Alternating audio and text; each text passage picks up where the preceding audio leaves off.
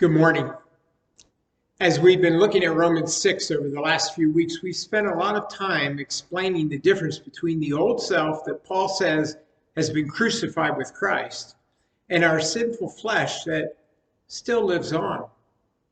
Why have we spent so much time on this? Better question, why did the Apostle Paul spend so much time on this?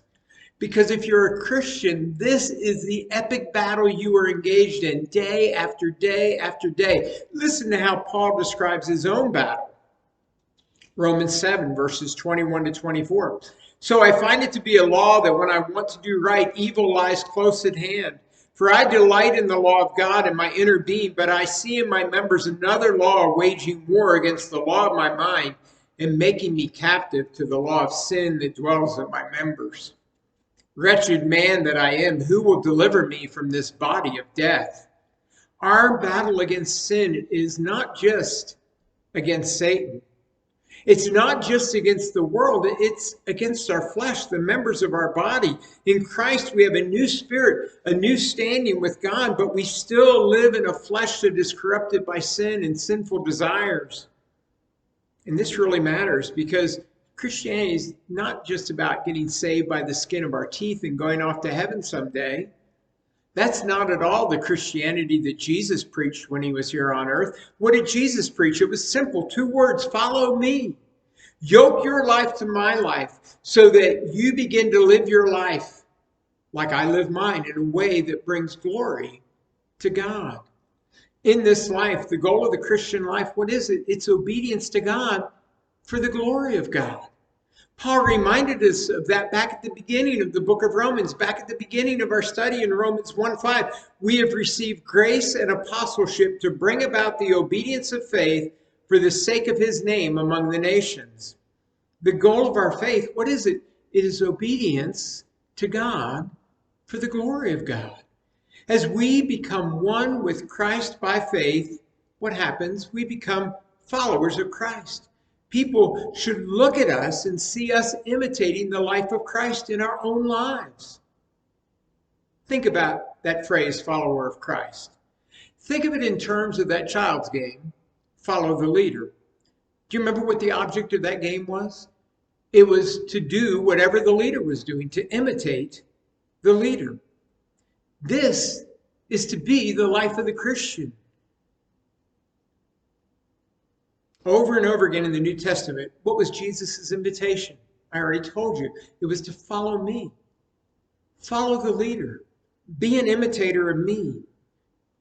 So what does that mean? Does it mean we just have a certain kind of spirituality or a certain kind of morality? Well, maybe yes in some regard, but neither of those really capture what a person's life will look like if they're truly following Jesus. Because you can have spirituality and morality apart from Jesus. You probably know people who do. So what is the one word that captures what it looks like to really follow Jesus? Why don't we let Jesus tell us? Matthew 6:33, but seek first the kingdom of God and his righteousness, and all these things will be added to you. If a person is following Jesus, then based on what Jesus says in that verse, the primary thing they ought to be seeking, to the exclusion of everything else, is righteousness. What is righteousness? Simply put, it is always doing what is right. It is the obedience of faith that Paul wrote about in Romans 1:5. Not just some of the time, but all of the time. In fact, when you read the Bible is always talking about us pursuing righteousness, chasing after it, seeking to make it ours. To grow in righteousness should be the goal of our life. But what is it that is right? What is it that makes a person righteous? In too many Christian circles, what is right is simply defined by rules made up by men. Rules kind of like I grew up with in my church. Rules like don't drink, don't cuss, don't smoke, don't chew, don't go with girls who do.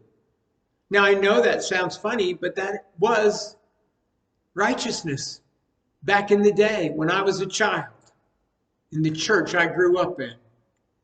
We like rules like that because they really make a neat little scorecard for us to follow and point to ourselves and our righteousness and say, aren't I better than those people over there who do smoke and cuss and drink and chew and go with girls who do? We feel good about rules like that. That's why we make rules like that, because we can keep them better than other people.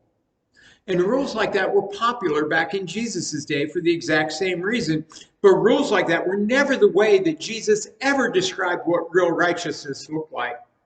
So again, let's let Jesus define what real righteousness is. In Matthew 22, one of the religious people of Jesus' day came up to Jesus and said, "Teacher, which is the great commandment in the law?" And Jesus said to him, "You shall love the Lord your God with all your heart, and with all your soul, and with all your mind. This is the great and first commandment, and the second is like it. You shall love your neighbors yourself. On these two commandments depend all the law and the prophets." Do you see what this is? This is Jesus' definition of what righteousness is. To be righteous is to love God more than anything else and to love your neighbor at least as much as you love yourself. If you do those things, Jesus says you fulfill the law. And if you fulfill the law, what do you have? You have righteousness. This is the obedience of faith the gospel calls us to. The problem is, with such a high bar for us to clear, what do? We often replace what Jesus described as real righteousness with a faux righteousness. A righteousness that's man-centered, that's rules-driven, that's not a righteousness at all. But if we're truly following Jesus, the kind of life we'll find ourselves living will be one of love. One of loving God and one of loving our neighbor as ourselves, because this is the life that our leader lived when he was here on earth. Jesus loved God more than anything, including life itself. That's clear from the table set before us, isn't it? It's clear from how he lived his life. Listen to how he described his purpose in life in John 6:38. "I've come down from heaven not to do my own will, but the will of him who sent me." That's obedience. I'm not about my agenda. I'm not about my will. I'm about the will of my Father. That's what loving God with all your heart and soul and mind looks like.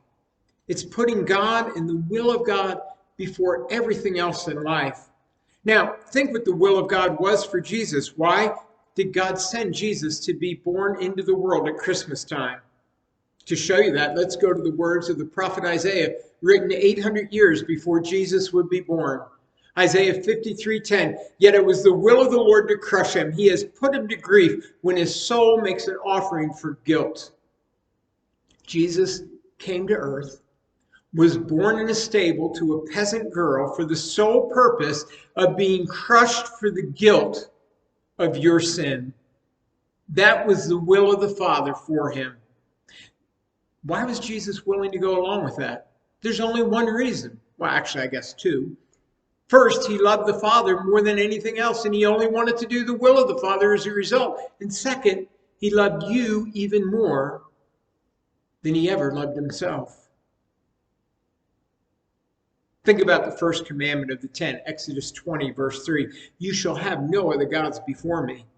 Do you realize that if you could be obedient to just that one commandment, you would master all of the other commandments? If you could be obedient to that one commandment, you truly would be loving God with all your heart and soul and mind. The reason Jesus never sinned while he was here on earth is simply because he loved the Father more than anything else. Nothing came before the Father. It was his will and nothing else. The reason why we break every other commandment is because we can't keep the first commandment. Every one of us loves ourselves more than we love God. And so rather than being laser focused on serving God like Jesus was, who instead are we most often laser focused on serving? Ourselves. We don't like to think that way about ourselves, but it's true. For example, think how easy it is for us when money starts to get tight to think, you know what? Maybe I better not quite give so much of my money away. I might need some for myself. Or how about when our time gets tight? maybe I need to spend a little less time in prayer, a little less time reading God's word, a little less time going to church, so I've got time to take care of these other things.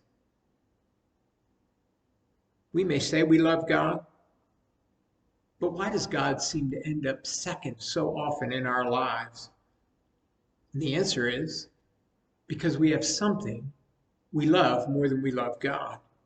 Do you remember what Jesus said to his disciples in the Garden of Gethsemane as he left them to pray?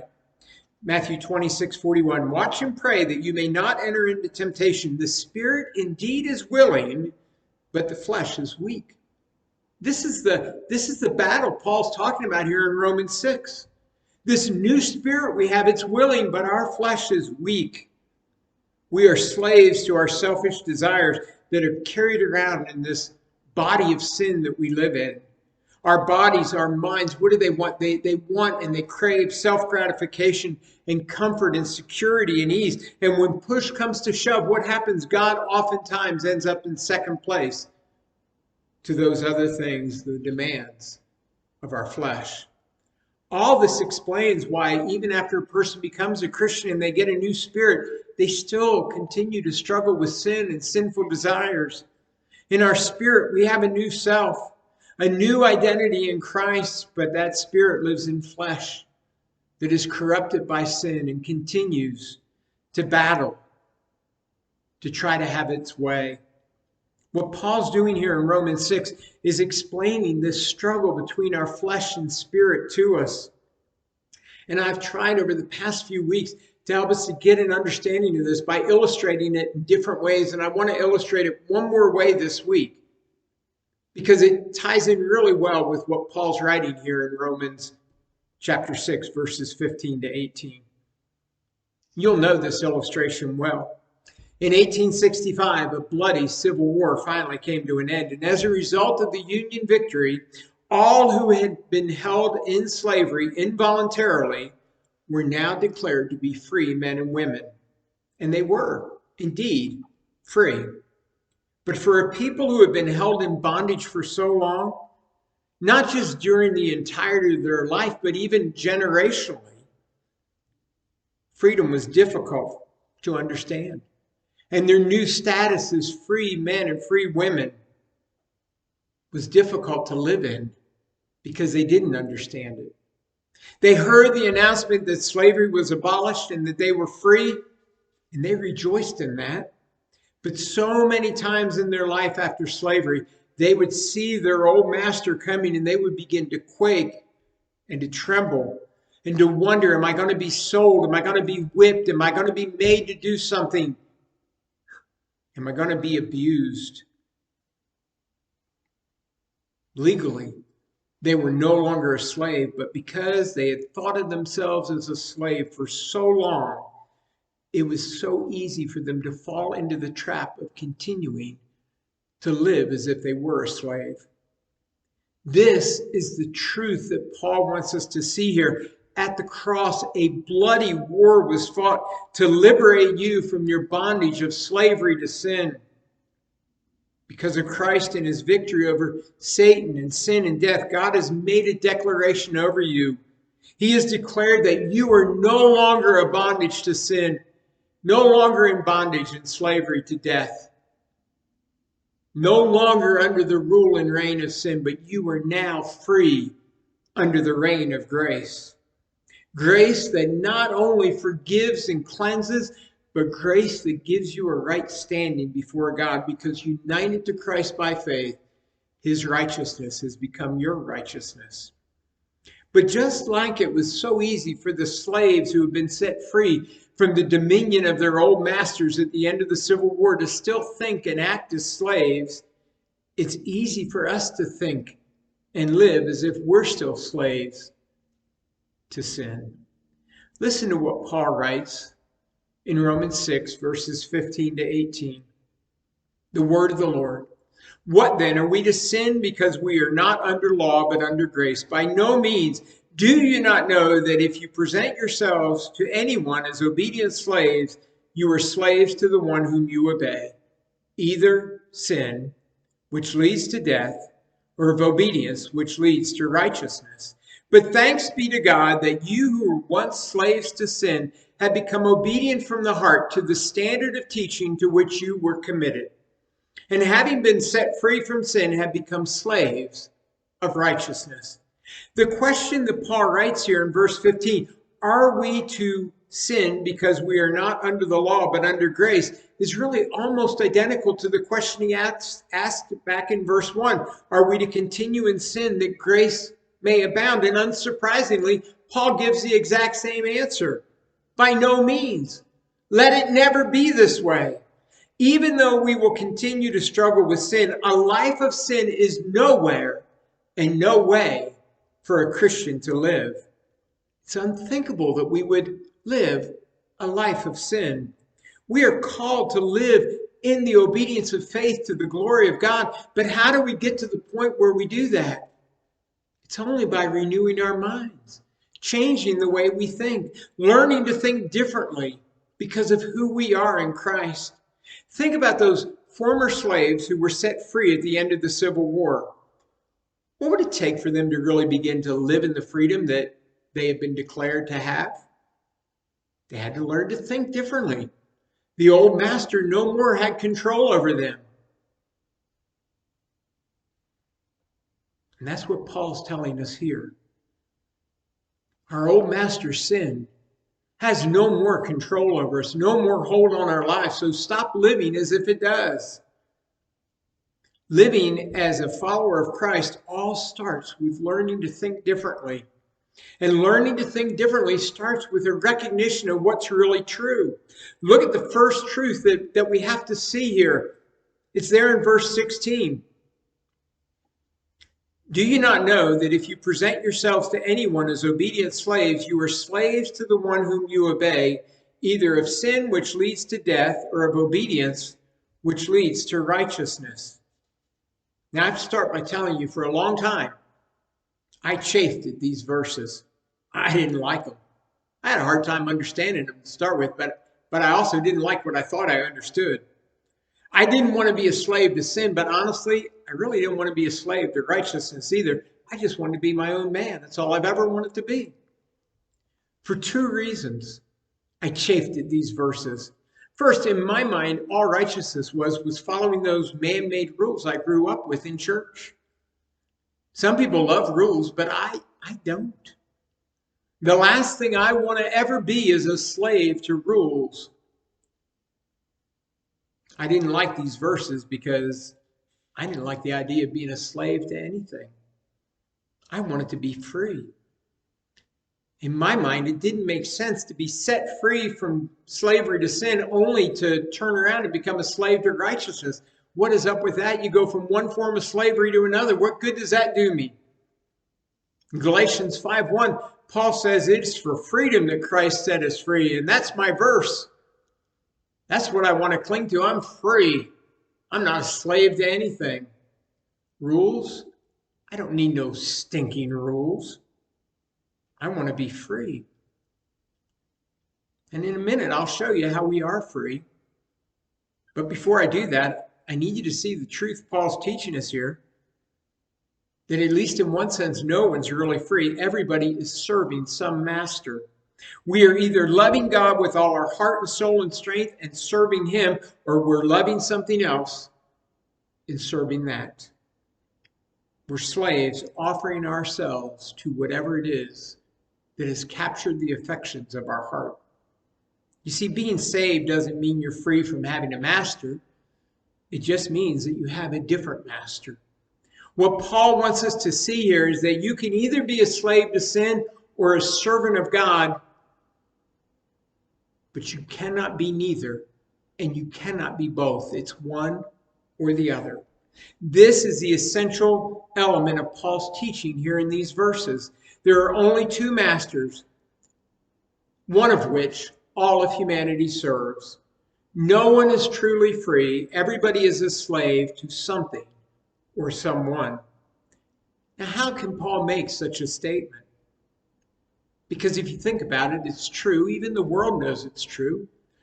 Back in the 60s, I think it was, Bob Dylan wrote a song, and the point of the song was, the lyric of the song was, you got to serve somebody. Whether we think of ourselves as being religious or not, we all have a God. We all have something we're loving that we're offering ourselves to. Perhaps this quote from Becky Pippert in Out of the Salt Shaker will help us to understand this. She writes, "Whatever controls us is our Lord. The person who seeks power is controlled by power. The person who seeks acceptance is controlled by the people they want to please. We do not control ourselves. We are controlled by the Lord of our lives." Everyone lives for something, and that something demands that we give ourselves to it. That thing, whatever it is what becomes our master, and we become its slaves. You've heard of people saying things like, "I'm a slave to my job," or maybe even, "I'm a slave to my kids." Why? Because the job, the kids are what you're really living for. They're where your purpose in life and your identity is coming from. And all you do is live to serve that need. And you offer yourself to whatever it is you live for. All of us are slaves to something. Do you know what it is in your life? Do you know how to identify what you're a slave to? Let me suggest that you start by just asking yourself a few questions.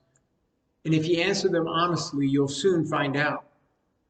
First, what do I worry about the most? Second, what if I failed or lost it would cause me to feel like I didn't even want to live anymore? Third, what is it that keeps me awake at night? Fourth, what do I run to in order to comfort myself when things go bad or get difficult? Fifth, what makes me feel the most self-worth? Of what am I the proudest? For what do I want to be known? Now, I looked at those questions a long time ago, and I figured out what it was in my life. It was success. At the time, success in the business world. It's what I worried about every moment of every day. It's what I feared losing. It's what kept me awake at night. It's what made me feel when I lost it. It made me feel like I didn't even want to live anymore. It's what I was proudest of when I had it. And I want to tell you, just because you go from the business world into ministry, the idols of your heart don't really change all that much. It's easy to be a success-driven pastor, and I have to fight that urge all the time. Honest answers to those questions, well, they'll show you what you're loving rather than God. And whatever that thing is, whether you realize it or not, that's the thing you're serving and giving your life to. Think back to the first commandment I referenced earlier, "You shall have no other gods before me." Whether you call yourself religious or not, the truth is every one of us, every person living, has a God. We're all worshipers of something, offering ourselves and our lives to that something. For me, for all those years, it was success. Now, if we're offering ourselves to something other than God, then whatever that thing is, do you see what it's done? It's taken the place of God. We're breaking the first commandment. We have a God that comes before the true and living God. This is why Paul says there's only fundamentally two kinds of masters and two kinds of slavery. You can be a slave to sin or a slave to obedience. Again, think about the fundamental difference between Jesus and us. What did Jesus offer his life to? The will of the Father. He was a slave to obedience. The only true slave to obedience who ever lived. Now think about us. Can any of us say we're like Jesus in that regard? No, because if we're honest, at least some of the time, we aren't intent on doing the will of God. We have something else that we're putting in place of God, something else that we're busy offering our lives to. What Paul wants us to see here is that there's only two choices. To be a slave to anything other than God is to be a slave to sin, because to be a slave to anything other than God is idolatry.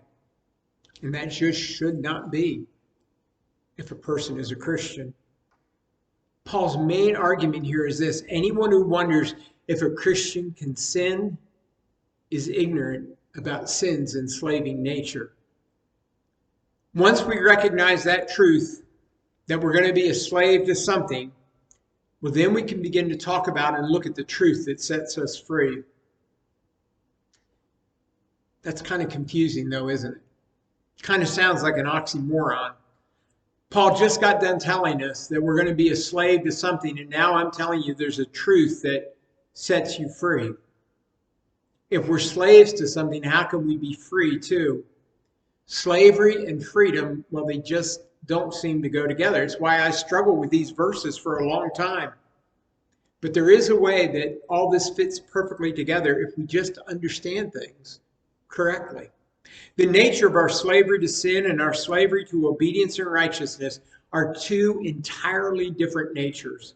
To get a sense of what that's all about, we have to go back to the Old Testament and understand slavery in the Bible and what that looked like. It wasn't like slavery in early America before the Civil War, where people were nothing more than property.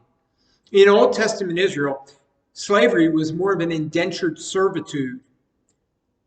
And that would happen when a person became indebted to another person and they couldn't pay the debt off. If that happened, they would sell themselves to the lender to satisfy the debt. Deuteronomy 15 talks about that.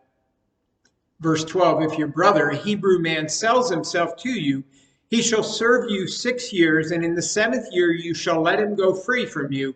But if he says to you, I will not go out from you, because he loves you and your household, since he is well off with you, then you shall take an awl and put it through his ear into the door, and he shall be your slave forever. Now, what do we see so wonderfully illustrated in this passage? That there indeed are two kinds of servitude. One is involuntary. You're forced into it to pay off a debt, and you stay in it until the debt is paid. And the other is voluntary. It is done in freedom. It is done in love, and it can only be done if the debt has been satisfied and paid in full. Now look back at Paul's language in Romans 6, verse 17. You who were once slaves to sin. The tense of the verb that's translated who were once is the imperfect tense in the Greek. It's a past action that is continuing. It's a state of being. Paul uses that tense to make us understand that we are slaves to sin by nature. It is what we have always been. This slavery begins automatically. We're born into it. That's Paul's whole point here in Romans chapters 5 and 6. In America, before the Civil War, if a child was born to slave, the child was born into slavery. They became a slave. Same thing happens to us because we're born into Adam's race. Adam was enslaved by sin and we're born to him. Generations later, we're still born into sin, born as slaves to sin. That's why David wrote in Psalm 51:5, and I'm reading from the New Living Translation. It's very clear. For I was born a sinner, yes, from the moment my mother conceived me. Look, I've kind of danced around this so far this morning, but let's have a moment of clarity and understand exactly what it is that has enslaved us since birth. It is pride. It is self. If we are enslaved by a lust for power or approval or comfort or security or anything else, what are we truly enslaved to? Self. We want these things because we think if we can have them, they will somehow make life worth living. They will somehow complete us and we can have an identity in them. This is the involuntary servitude that we are born into. On the other hand, voluntary slavery to God and righteousness, when does it begin? It begins when the Holy Spirit regenerates a person's heart and they become a Christian. Look again at verses 17 and 18. Having become obedient from the heart to the standard of teaching to which you were committed, and having been set free from sin, have become slaves of righteousness. Now, notice what it is that sets us free from sin and turns us into voluntary slaves to righteousness. First, notice the phrase standard of teaching. What's Paul talking about there? He's telling us that conversion, regeneration, it begins with the teaching of the truth that is the gospel. Jesus said that himself in John 8:32, and you shall know the truth. It all begins with the truth. And when you know the truth, what did Jesus say the truth will do? It will set you free. What truth was Jesus talking about? The gospel. Romans 5:8. But God demonstrates his own love for us in this, that while we were yet sinners, Christ died for us. That is the gospel. Because he died, what happened? The debt was paid. We're no longer slaves to sin. We've been freed from that debt, free from that servitude, and now we are free and alive in Christ. But let me draw your attention to one other phrase that's there in Romans 6:17. Have become obedient from the heart. What does that mean? Well, now we get into the very nature of this voluntary servitude to righteousness. Obedience to God that doesn't spring from duty, doesn't spring from obligation, doesn't spring from trying to repay a debt because the debt's already paid, but rather that comes from a heart that is filled with gratitude. This is the obedience that God truly desires from us. Obedience born in love. Think of the message that some of us send our kids at Christmas time. You better be good or Santa won't come. That does not drive obedience from the heart. Do you realize that? That is a duty-based obedience, an obedience of self, of what's in it for me. Okay, I'll be good because if I'm good, something good will happen to me. I want to tell you this morning. God does not want you to teach your children that, and he doesn't want you to live that way. He doesn't want you to be good for goodness sake. God wants obedience that comes from the heart, out of love for him. That is the only kind of obedience that is pleasing to God and brings glory to God. If we're offering obedience to God because we're expecting something from God in return, expecting God to bless us, that's no different from be good or Santa won't come, is it? That's not an obedience of love. It's an obedience of selfishness, an obedience of what's in it for me. And that brings us back to where we began this morning. Think back to what we said, Jesus said, the sum of our duty is before God. The sum of all the commandments. To love God with all our heart and soul and strength, and to love our neighbor as ourselves. The sum of the commandments is love. And the only way you can carry out the commandments in a way that's pleasing to God isn't through duty, it is through love. The only way to offer God obedience from the heart, the obedience born of love, is if the truth of the gospel has first set you free, so that everything you do is done out of love, not out of duty to a master. There's a story about Abraham Lincoln that may be just a story, something somebody made up. But it illustrates this truth perfectly, and I know I've shared it before, but honestly, I cannot think of a better illustration, and every time I hear it, it makes me stop and think, and I hope maybe it'll do the same for you this morning. It goes like this. Abraham Lincoln walked by a slave auction one day and was appalled at what he saw. He was drawn to a young woman who stood there in the auction block. She was in chains. The bidding began, and Lincoln kept bidding until he won the bid. After he paid the auctioneer, he walked over to the woman. There was a sullen, angry expression on her face as she looked at Lincoln, thinking, this is just another white man who's going to misuse me and maybe even abuse me. But as they walked away from the auction block, Lincoln looked at the girl and said, you're free. Free, she huffed. What is that supposed to mean? It means you're free, Lincoln answered. Completely free. Does it mean I can do whatever I want to do? Yes. As a matter of fact, it means you're free to do whatever you want to do. Does it mean I'm free to say whatever I want to say? Yes.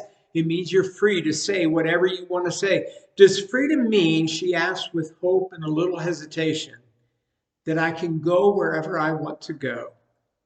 It means exactly that. You are free to go wherever you want to go.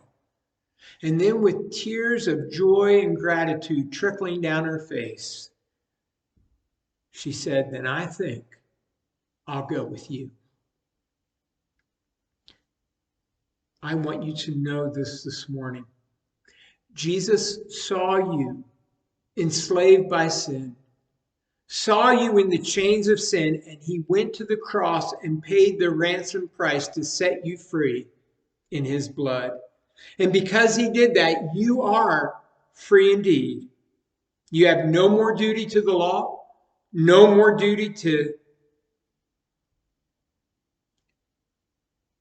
fulfill, no debt to pay, because Jesus has paid the debt for you.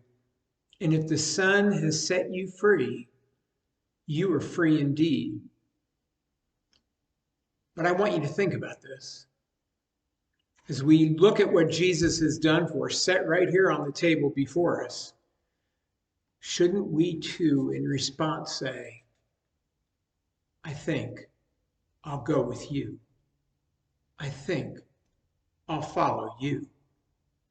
It is as we voluntarily give our life to the one who gave his life for us that we become truly able to live lives of righteousness, fulfilling all the commandments, loving God with all of our heart, loving others as we've been loved.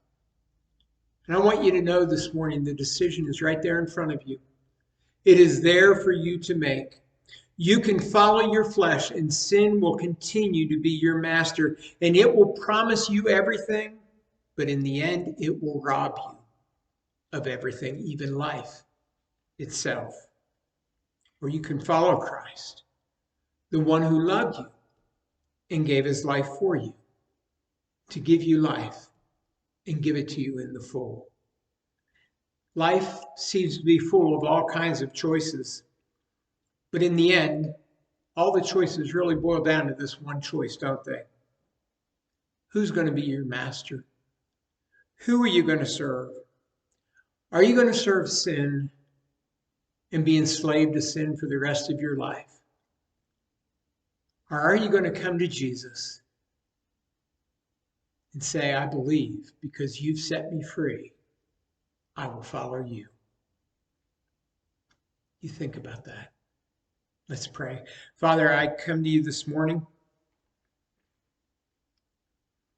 and I pray that you would help us first to identify the idols of our heart, to see what it is that enslaves us, what it is that we're giving our life to rather than Christ. And then, Father, as we come to the table, show us Jesus.